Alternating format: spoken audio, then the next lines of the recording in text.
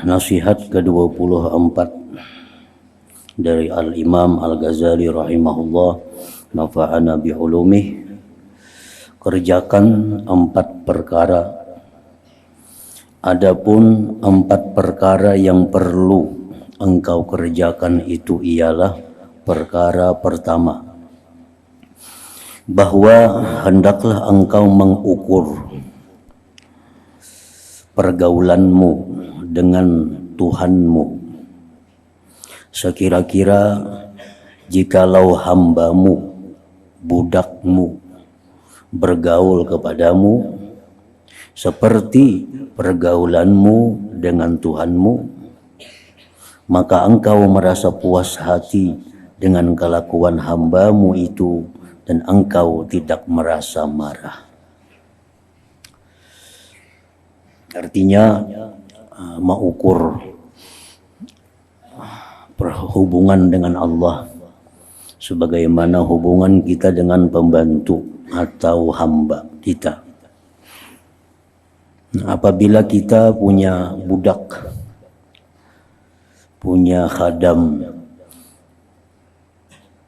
yang mana khadam ini 100% kita tanggung. Kita tanggung keperluannya, kebutuhannya, segala-galanya. Apabila si khadam itu dengan kita patuh, menjunjung apa yang kita perintah, menjauhi apa yang kita larang, tentu kita senang dengan khadam itu. Nah, itulah ukurannya kita dengan Allah Subhanahu wa ta'ala. Apabila kita mau menjunjung apa yang diperintah oleh Allah, menjauhi yang dilarang oleh Allah, maka Allah pun akan suka dengan kita. Allah pun akan ridha dengan kita dan tidak akan marah kepada kita. Jadi apa yang engkau tidak suka bagi dirimu daripada perbuatan hambamu yang majazi, maka janganlah engkau melakukannya terhadap Tuhanmu, karena Tuhanmu adalah Tuhanmu yang sebenarnya. Nah, kita kada suka kalau budak ini menentang apa yang kita suruh, apa yang kita larang. Nah, berarti Tuhan pun demikian dengan kita. Nah, Tuhan pun demikian dengan kita. Padahal Tuhan kepada kita adalah memberikan segala-galanya, menghidupkan kita, memberikan seluruh nikmat. Sedangkan kita kepada hamba kita hanya sekedar mencukupi kebutuhan-kebutuhan dasar mereka. Jadi kalau kita marah karena hamba kita ini kada taat dengan kita, semestinya Allah pun demikian, lebih marah kepada kita karena kita kada taat kepadanya. Nah, itu ukuran hubungan kita dengan Allah bisa diukur dengan hubungan hamba khadam kita kepada kita. Perkara yang kedua, segala perkara yang hendak engkau buat bagi orang lain, hendaklah engkau mengukurnya bagi dirimu dahulu. Jadi apa yang engkau suka orang lain lakukan terhadap dirimu, maka buatlah perkara yang seperti itu terhadap orang lain. Artinya kita suka kalau orang lain itu menolong kita. Kita benci kalau orang lain itu menyakiti kita. Nah, kita pun dengan orang lain mestinya demikian. Mestinya demikian. Nah, karena manusia itu adalah ummatan wahidah. Manusia itu sama satu dengan yang lainnya. Nah, kalau kita suka ditolong, kita kada suka disakiti, demikian pula kita dengan orang lain. Supaya orang suka ditolong, supaya orang kada benci, jangan disakiti. Karena iman seorang hamba tidak akan sempurna sehingga ia mencintai bagi seluruh manusia apa-apa yang ia mencintai bagi dirinya sendiri. Kita suka kita masuk surga, kita pun hendaknya suka juga orang lain masuk surga. Kita senang bila kita sukses, kita pun mestinya senang juga orang lain sukses. Nah, kita senang untung banyak, mestinya kita senang juga orang lain untung banyak.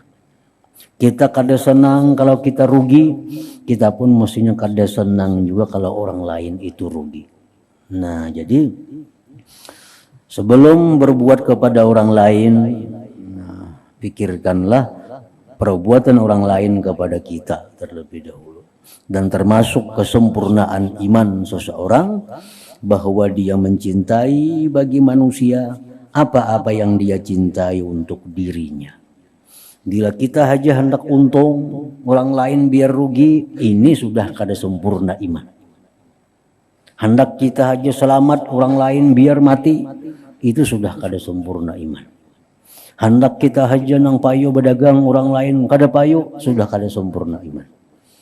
Napa ruginya kita kalau kita payu, orang lain payu, ada ruginya.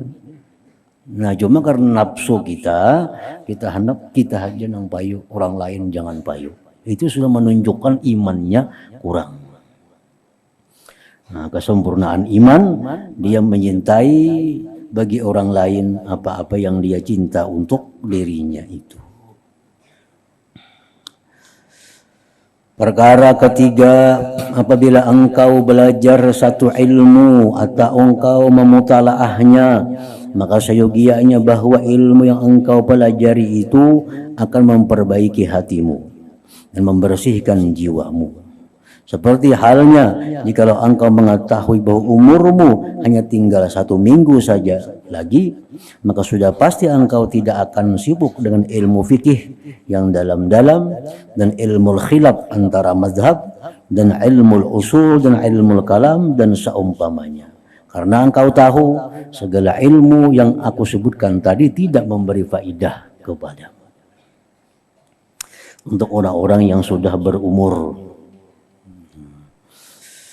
artinya lain hal pemuda-pemuda, lain hal remaja-remaja, itu disuruh menuntut ilmu seluas-luasnya.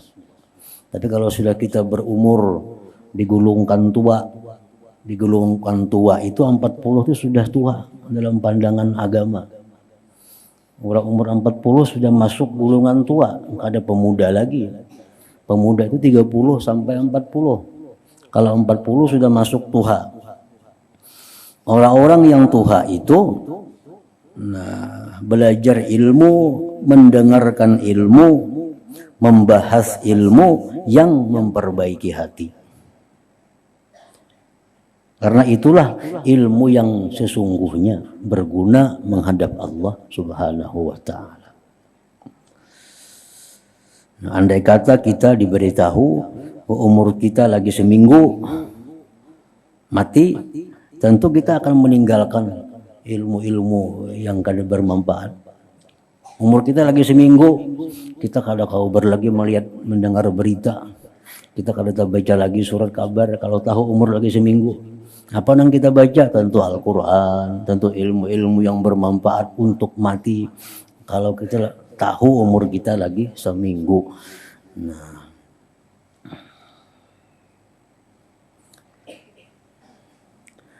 dalam keadaan ini sudah tentu engkau hanya akan sibuk dengan muraqabah hatimu, mengintai hatimu. Keadaan ini sudah tentu engkau hanya akan sibuk dengan muraqabah hatimu, mempelajari sifat-sifat kejernihan jiwamu dan berpaling daripada urusan keduniaan, dan engkau akan sibuk pula mengisi hatimu dengan cinta akan Allah Ta'ala dan beribadah kepadanya dan memakaikan diri dengan sifat-sifat yang baik.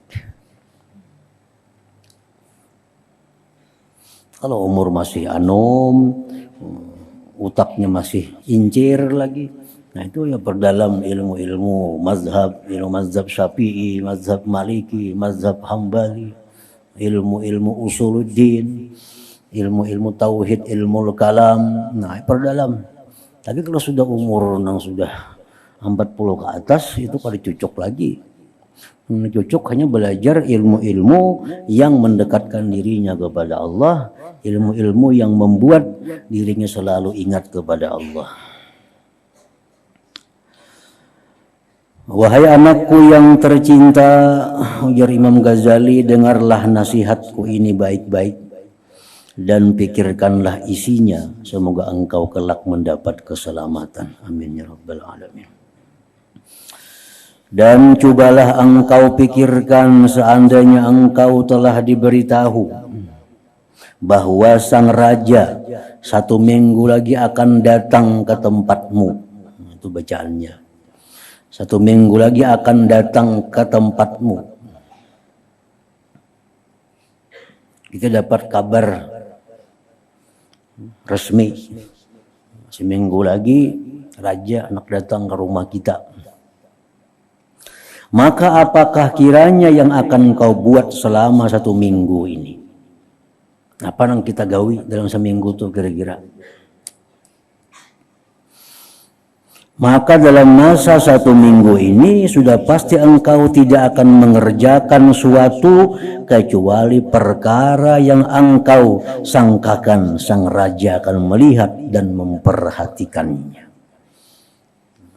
Sama ada pakaian, tubuh, badan, rumah, hamparan, dan seumpamanya. Pasti kita mempersiapkan diri. Mulai tubuh kita siapkan supaya menghadapi raja dalam keadaan bersih. Tikar hambal kita, dinding rumah kita, kalau perlu menyiwak dulu supaya bersih kelihatannya.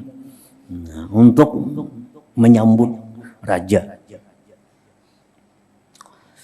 Pasti engkau tidak akan mengerjakan sesuatu kecuali perkara yang engkau sangkakan sang raja akan melihat dan memperhatikan. Sama ada pakaian, tubuh, badan, rumah, hamparan, dan seumpamanya. Maka sekarang coba engkau pikirkan baik-baik apa yang telah aku katakan.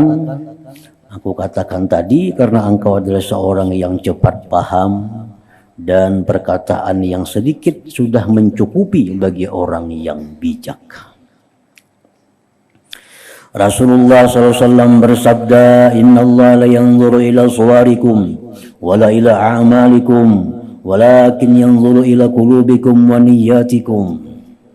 Artinya sesungguhnya Allah tidak memandang kepada rupa tubuhmu dan bukan pula amalanmu, tetapi ia memandang kepada hati dan niatmu. Artinya kalau raja datang ke rumah kita, sidin pasti melihat tubuh kita. Nah, raja datang ke rumah kita melihat dinding rumah kita, melihat hamparan yang bakal diduduki sidin. Itu kalau raja.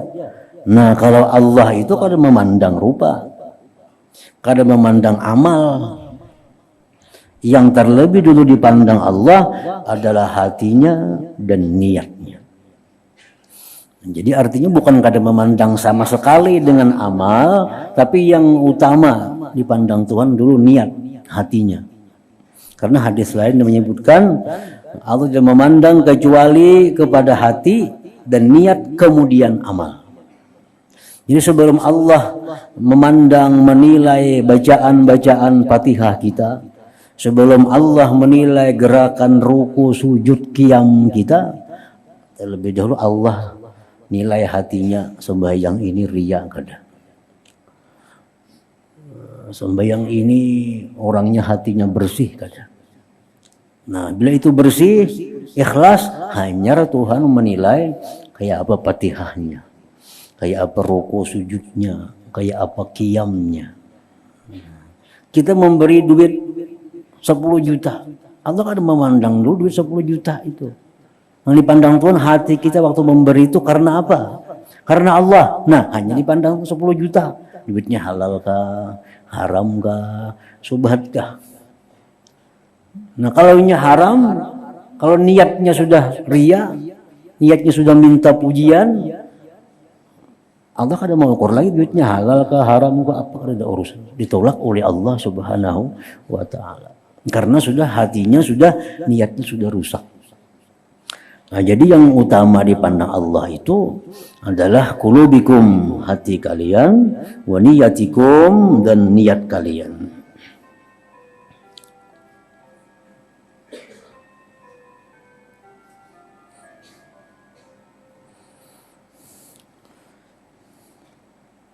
Dan jika engkau mau memperdalami hal-hal yang berkenaan dengan hati, maka hendaklah engkau merujuk kepada kitab Ihya Ulumuddin dan yang lainnya daripada kitab-kitab karanganku.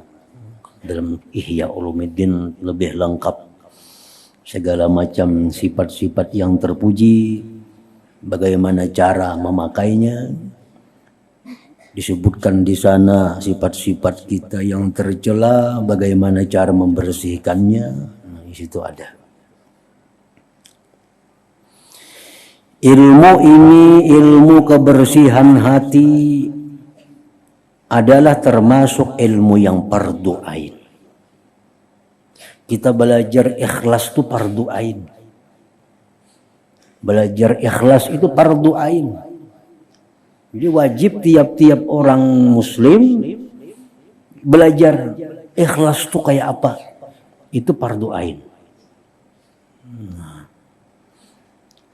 Belajar kayak apa caranya membuang ria di dalam hati. Itu fardu ain mempelajari itu. Belajar ilmu supaya sabar. Macam apa? Nah, fardu ain. Belajar ilmu syukur, fardu ain. Artinya fardu ain itu, misal di rumah itu ada berlima, kelima-limanya wajib tahu. Lain hal ilmu zakat misalnya, itu dalam sarumah saya ginang tahu cukup. Nah, ilmu apalagi misalnya ilmu-ilmu yang fardu kifayah, cukup sekampung satu orang cukup. Tapi kalau ilmu fardu ain, nah itu tiap-tiap orang. Tiap-tiap orang.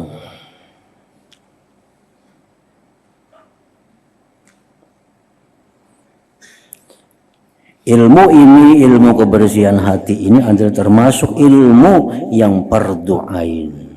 Dan kitab-kitabnya banyak dikarang oleh para ulama, kitabnya banyak dijual di toko-toko. Artinya kada kekurangan ilmu, asal mau, asal hendak belajar itu. Dan yang lain daripadanya adalah fardu kifayah. Kecuali sekedar engkau belajar hukum-hukum yang berkenaan dengan kesempurnaan mengerjakan kefarduan yang diwajibkan. Wudu misalnya, ya itu fardu ain. Apalagi sembahyang 5 waktu itu fardu ain. Jadi kalah tingkatan kefarduannya daripada belajar ilmu membersihkan hati tadi. Nah, walaupun kita kada bisa mengamalkan sabar misalnya, tapi sudah belajar kita sabar itu jaminin sudah belajar, tapi kita kada kau mengamalkan. Nah, sekurang-kurangnya ilmu itu memberi faedah kepada kita bahwa menunjukkan kita adalah orang yang belum baik, belum baik. Nah, di sini ada ilmu mengajarkan tentang ikhlas. Kita belajar ilmu ikhlas ini. Tapi kita belum bisa mempraktikkannya. Ya, minimal kita tahu bahwa kita orang yang belum baik karena belum bisa ikhlas. Nah, kalau kita kada belajar sama sekali, itu akibatnya selalu merasa baik. Merasa sudah bujur apa yang kita kerjakan. Jadi itu faedahnya ilmu. Bila kita sudah tahu ilmu ini, ilmu yang harus, ilmu yang wajib. Paling kada kita kawa menyadari bahwa kita ini masih jauh daripada orang yang takwa kepada Allah. Banyak lagi melanggar hukum-hukum Allah.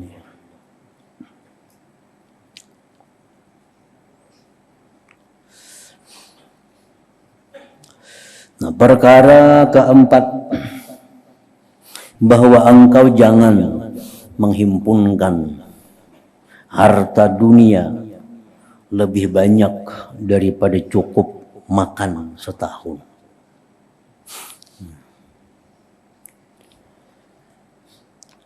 Jadi berisi tabungan atau berisi duit atau berisi beras itu jangan lebih daripada setahun. Jangan lebih daripada setahun.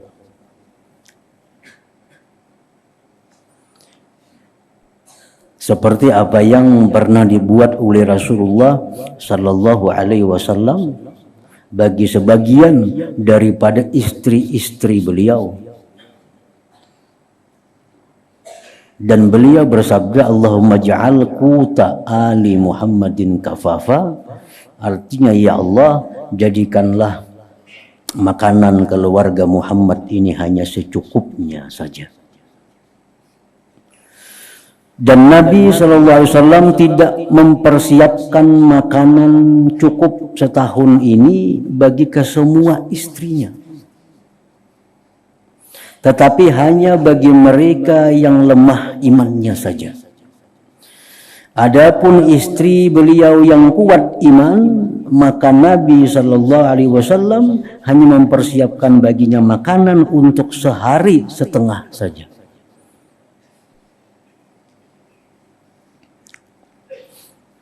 Jadi misalnya kita ada diisi duit, nah umpamanya kita sehari perlu belanja 100.000 untuk serumahan. Memang ini relatif kada sama orang per orang. Ada yang tanggungannya banyak, ada tanggungannya sedikit. Tergantung masing-masing orang. Misalnya ini perlu 500.000 sehari. Nah kali 360 hari berapa? Bila berisi duit itu sudah cukup. Sudah cukup. Jangan menambah lagi. Jangan berusaha lagi artinya.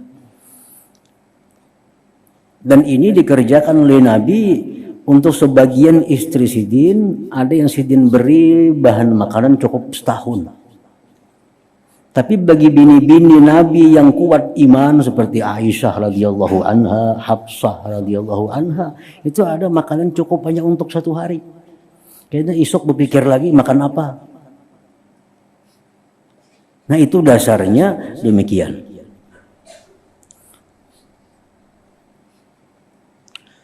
Nah oleh sebagian ulama ada perincian-perincian dalam hal ini supaya kita jangan keluar dalam golongan orang-orang zahidin, jangan keluar dalam golongan orang-orang zahid, jangan termasuk orang-orang yang muhibbin lid dunia, mencintai dunia.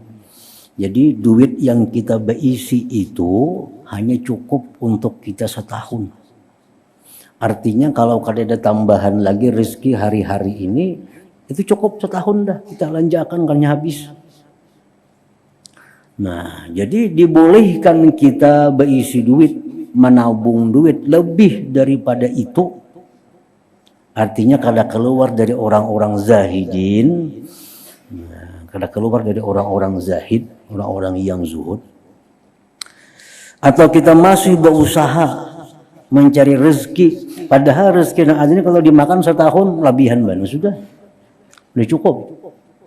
Nah kayak apa caranya supaya kita jangan keluar dari orang-orang yang zuhud itu diniatkan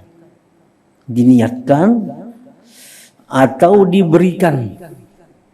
Nah jadi misalnya kita setahun perlu duit nih, setahun ini misalnya 200 juta, bayar listrik, bayar leading, bayar ini, setahun 200 juta. Nah sekarang kita ada duit 500 juta. 500 juta berarti lebihan daripada setahun untuk biaya hidup kita. Kalau ini duit 500 juta ini kita diamkan, kita ganakan, kita sudah keluar dari golongan orang zahid. Nah, keluar daripada orang-orang yang terkemuka. Nah supaya kita ini tetap duit ada 500 juta dan kada keluar dari golongan orang yang zuhud itu ada 2 hal. Pertama, sisa duit itu diberiakan. Karena aku cukup setahun 200 juta, 300 ini diberiakan. Terserah kemana memberiakan. Lawan anak boleh, lawan bini boleh, lawan kula boleh, siapa pun boleh. Asal jangan lagi milik seorang. Oh misalnya anak bisa 3, udah bunjok. Nah 100 juta, 100 juta, 100 juta. Jangan bebulikan ini minjam anak pun jangan lagi nanti beriakan bujur. Tasaranya dipakainya apa kalau lagi tasaranya. Jangan diurusi lagi nih. Jangan diurusi. Ini duit nah 100 orang tinggal 200 juta. Ini cukup setahun untuk biaya hidup kita. Nah ini sudah masuk orang-orang zahidin.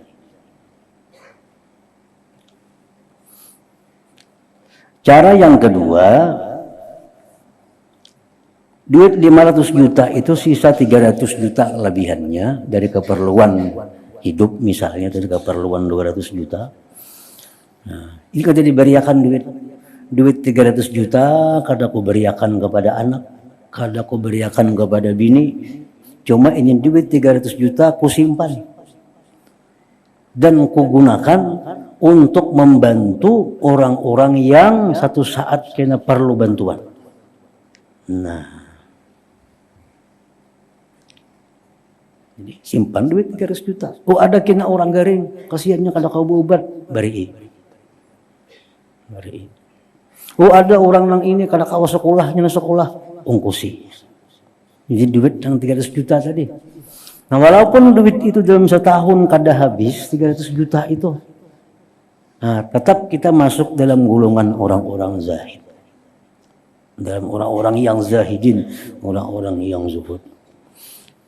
Sama kita berusaha ya sama aja. Misal duit ada 200 juta. Ini mestinya diam aja lagi. Mengaji, nuntut ilmu, beramal, silaturahmi, kada perlu ke pasar lagi. Duit sudah cukup segan setahun nih. Ini duit di lemari cukup segan setahun. Kena sehari juhud. Setahun habis kena. Nah, jadi ini duit 200 juta tetap ada. Tapi hendak juga bercari masih. Nah, hendak juga berdagang, hendak berusaha. Nah, supaya kada termasuk orang yang hubbud dunia, hendaknya berdagangnya itu diniatkan bahwa keuntungan dari daganganku ini adalah untuk membantu kaum muslimin dan muslimat, baik diri mereka macam memberi makani atau mengobati atau untuk mendirikan syiar-syiar Islam. Nah, jadi misal berdagang hari ini kita di pasar dapat untung berapa? Dapat untung 50.000 misalnya. Nah, dipotong ongkos jalan, ongkos ini sekian. Nah, sisanya diniatkan untuk kepentingan Islam. Nah, itu pun juga kita kada termasuk orang yang hubbud dunia. Tapi kalau kita selalu berada dalam milik kita duit lebih daripada cukup setahun tadi, masih dalam genggaman kita, kada kita beriakan atau kada niatkan kepada kebaikan tadi, itu hubbud dunia ngarannya. Kada termasuk orang zahid, kada masuk orang zahidin. Jadi ayo ikuti 1 miliar, 3 miliar, 4 M, ikuti aja kada apa-apa. Tapi niatakan ini kayaknya untuk orang-orang yang bahajat duit nih. Nah Tuhan tahu aja lawan niat kita. Bujur atau kada Tuhan tahu. Ada kayaknya orang datang minjam duit, Bang, adakah? Kenapa minjam duit? Nah ini keperluannya mendesak. Nah kalau niat kita mulai asal untuk itu, pinjami. Nah jadi itu kada tagulung kita dalam orang-orang yang hubbud dunia tadi. Ayo simpan 10 miliar kada apa-apa. Nah, cuma niatkan tadi sisanya daripada keperluan hidup setahun itu untuk membantu kaum muslimin dan muslimat.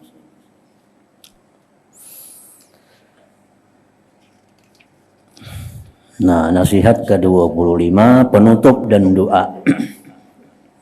Wahai anakku yang tercinta, sesungguhnya aku telah tuliskan dalam warakah ini apa-apa yang engkau kehendaki.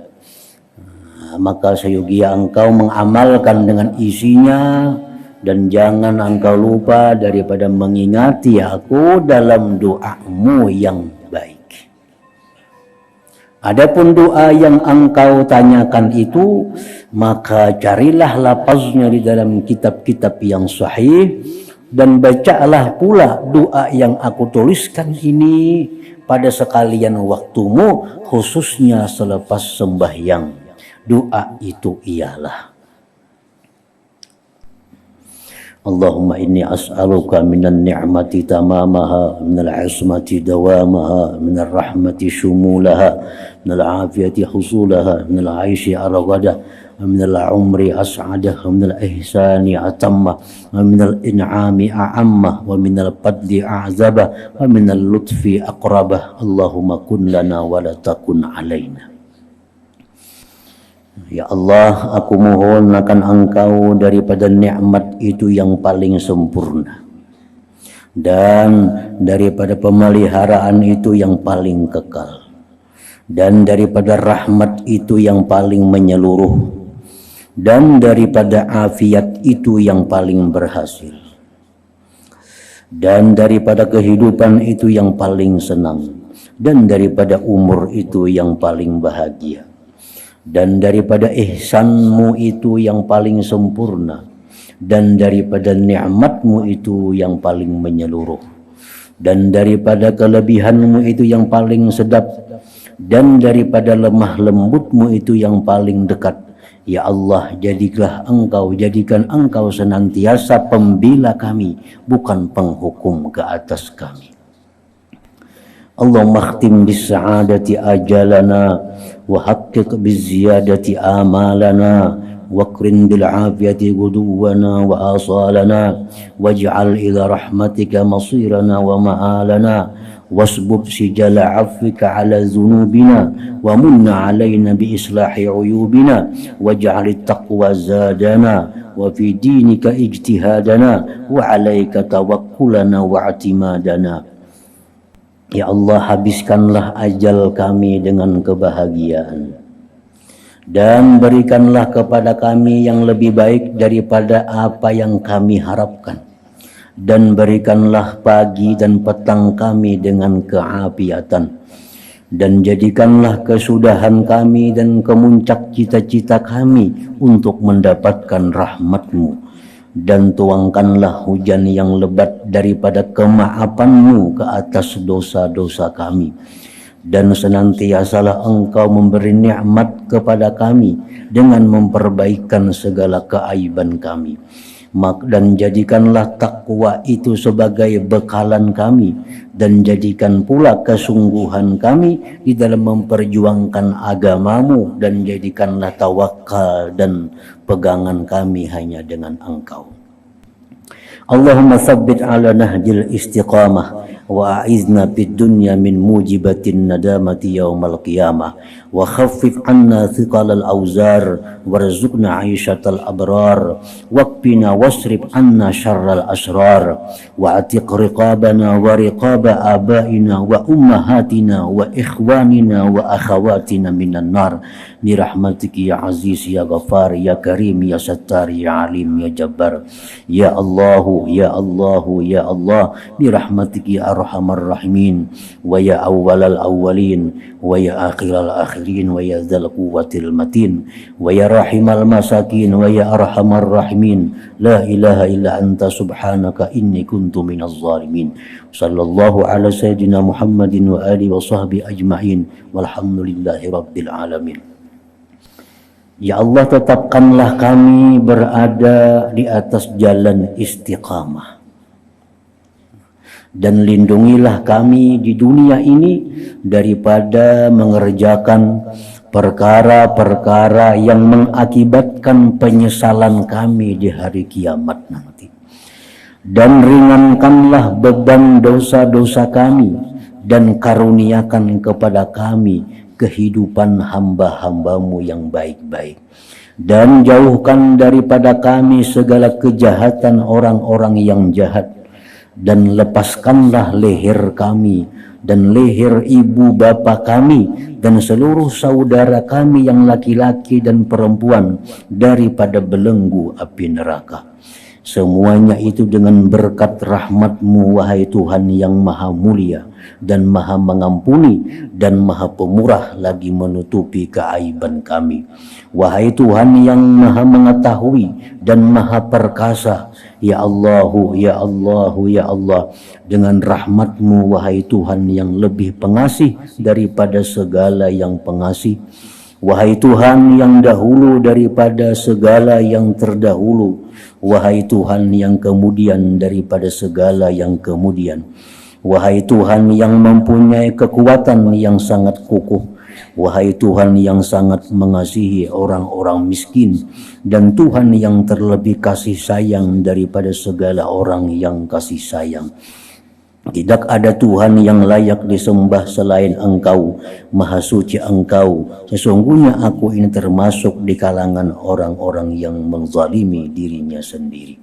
Wa sallallahu ala sayyidina Muhammad wa ala alihi wa sahbihi wa sallam. Walhamdulillahi rabbil alamin.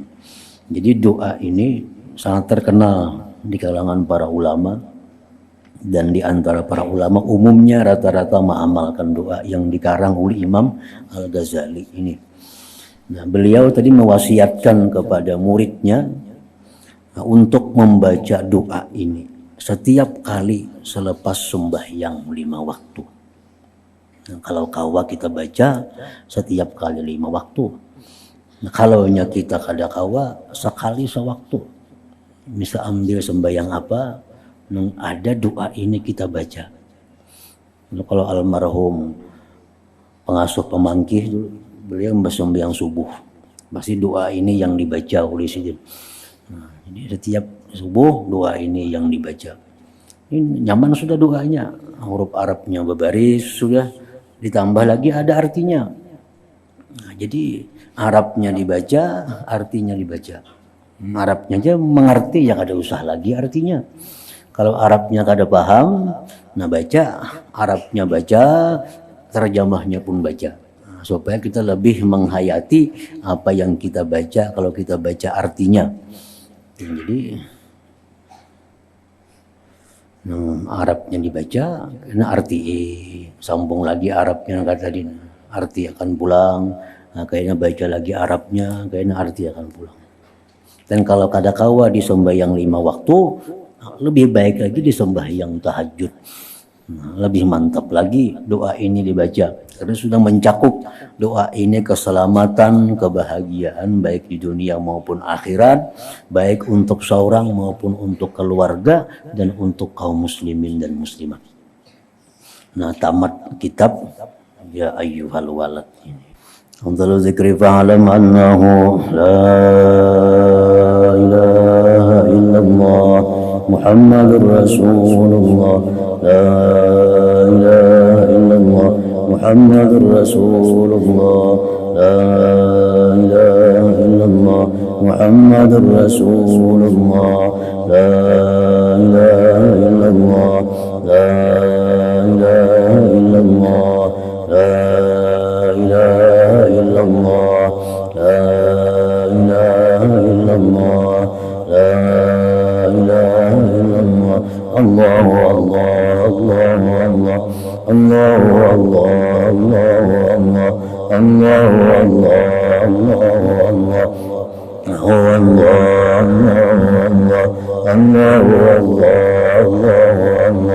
Allahu Allah, Allahu Allah, la ilaha illallah Muhammadur Rasulullah, la ilaha illallah Muhammadur Rasulullah, la ilaha illallah Muhammadur Rasulullah, la ilaha illallah. Fatihah.